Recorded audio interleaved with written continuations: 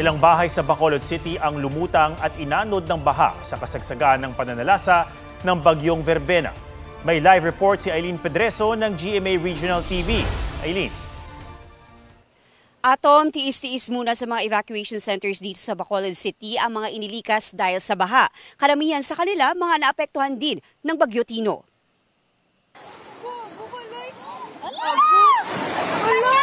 Tuluyang inanod at lumutang sa baha ang bahay nito sa Puro Consuelo sa Barangay Villamonte sa Bacolod City.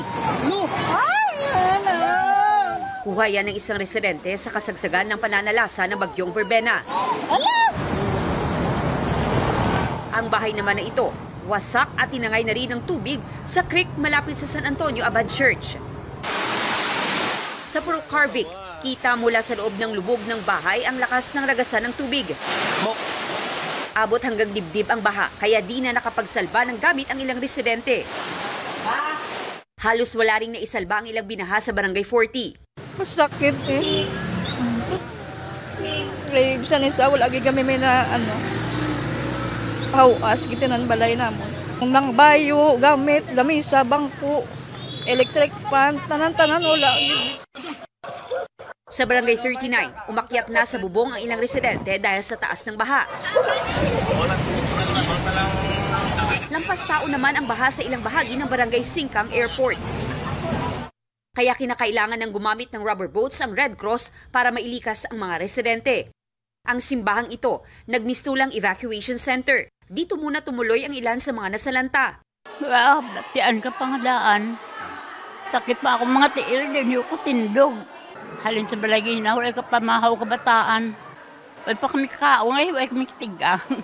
Ayon sa CDRRMO, 26 na barangay sa Bacolod City ang binaha. Mahigit 2,000 pamilya naman ang apektado.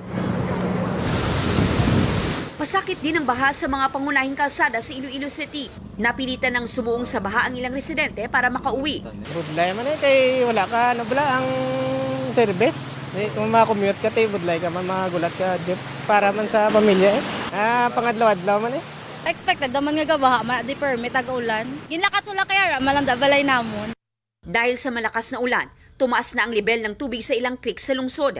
30 barangay rin ang binaha batay sa tala ng LGU. Atom, patuloy ang relief operations ng LGU at DSWD para sa mga evacuees. Nagsasagawa naman ng clearing operations sa mga kalsada na hindi madaanan. Pinalawig naman ng LGU ang suspensyon ng face-to-face classes sa Bacolod City hanggang bukas. Yan muna ang latest mula dito. Balik sa inyo dyan, Atom. Ingat at maraming salamat, Eileen Pedreso ng GMA Regional TV.